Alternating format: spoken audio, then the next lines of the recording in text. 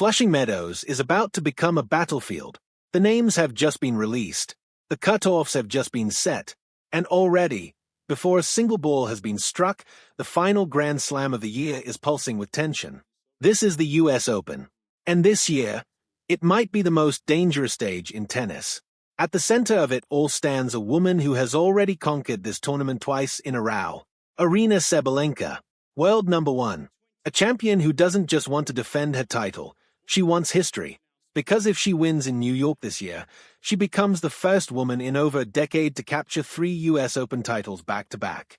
The last woman to do it was Serena Williams over a decade ago, between 2012 and 2014. Since then, not one player has managed to string together that kind of dominance on this surface, under these lights, with this pressure. Sabalenka is one step away from writing her name into that exclusive chapter of tennis history. But greatness like that doesn't come without a fight. Every player in that draw knows exactly what's at stake. Every single one of them will be gunning for the champion. She will walk into Flushing Meadows as the hunted, not the hunter. And in tennis, that is the most dangerous position of all. But she is not the only storyline that will keep the tennis world on the edge of its seat. On the men's side, a different kind of hunger is building. Jannik Sinner arrives in New York fresh off a stunning conquest at Wimbledon, his 5th Grand Slam title, secured by defeating French Open champion Alexander Zverev in the final. He is the top-ranked player on the planet right now. He is playing like a man who believes no one can stop him. But there is a wound that hasn't healed. Because last year, at this very tournament, on this very court, Sinner had the US Open crown taken from him. Carlos Alcaraz stood across the net in the final and ripped the title away. That loss has been sitting with Sinner for a full year. Every training session, every match since, it has been fuel. And now, he returns to the exact place where his reign was interrupted, determined to reclaim what he believes is his.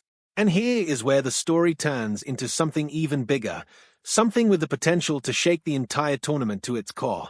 Carlos Alcaraz is coming back. The man who beat Sinner in last year's final has been sidelined, absent from the last 2 Grand Slams, battling a wrist injury that kept him off the court when it mattered most. But now, ranked 3rd in the world despite barely playing, Alcaraz has officially entered the draw.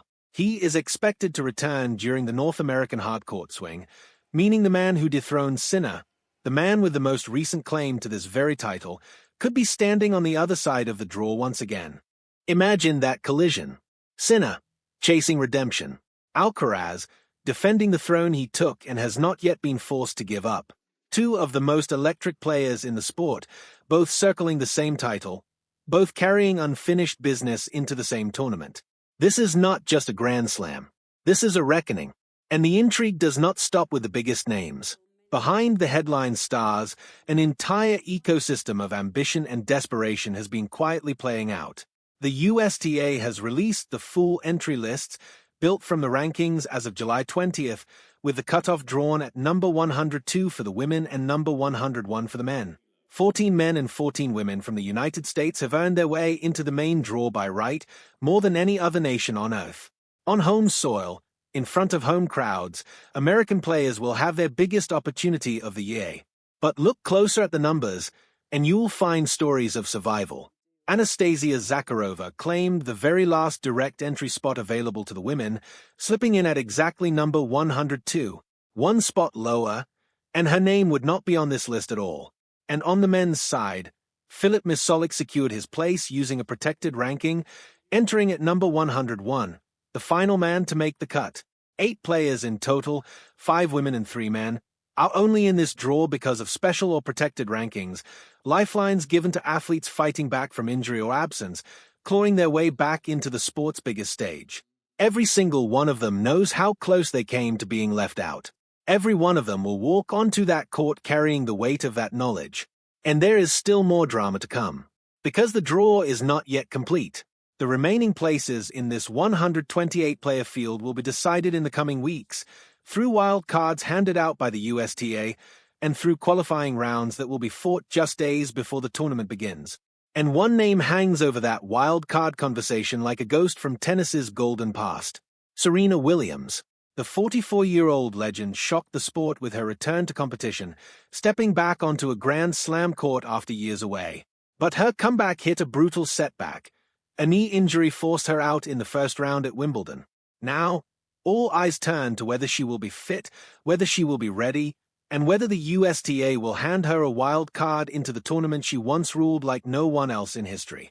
If she plays, and if she is anywhere close to healthy, her presence alone could turn Flushing Meadows into an emotional storm unlike anything else this season. So here is where we stand.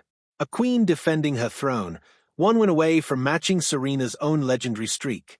A wounded challenger seeking revenge on the very court where his crown was taken. The man who took it, returning from injury at the worst possible moment for his rivals. Survivors clawing into the draw by the slimmest of margins. And a living legend, watching, waiting, wondering if a body will allow her one more chapter. The main draw begins on Sunday, August 30th. Every one of these threads is about to collide under the lights of Arthur Ashe Stadium. And when the dust finally settles in September, only one name will be etched onto that trophy. The countdown to Flushing Meadows has officially begun. And this year, nothing is guaranteed. Nothing is safe. And no one, not the champions, not the challengers, not even the legends, knows exactly how this story is going to end.